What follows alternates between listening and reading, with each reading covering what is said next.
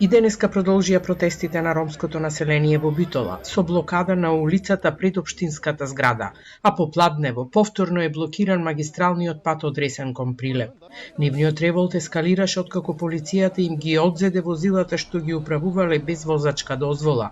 Тие бараат да се најде начин да можат да возат без дозвола или да им се овозможи полагање под посебни услови.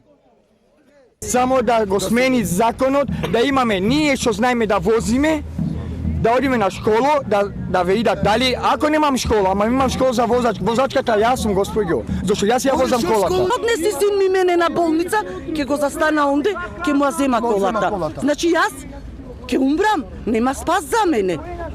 Ние немаме влада. Ај регистрација побара, децата регистрираја.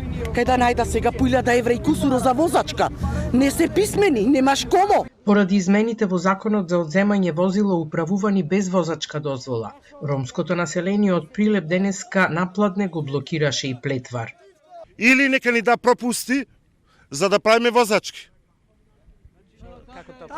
Нека ни да, некој нема завршено школо. Нека да усно прашање, нека состави некој начин неписмените да може да положа. Тој може не е писмен да чита. Ама има во глата појаки од тој што е возачка. Од МВР вчера соопштија дека се одземени возилата на 8 возачи од Велес, Делчево, Скопје, Битола и Прилеп, кои возеле без положен возачки испит и со фалсификувана возачка дозвола, пошто протестите синоќа се проширија и во други градови, а жителите палеа гуми и ѓубре на улиците. Дел од нив упатија и закани. Мене возилото ми земи, не ми го купе, тој мене возилото, јас си го купем. А нека си да му го земиме ние на син му возилото, негово. Значи да ние на полиција не му има безгрешено. Ама од утре кога ми го земиме на полицијата возилото, ќе има проблеми. Значи ако мала ти и ние ќе почнеме да маваме. На полицијата. Дали е така?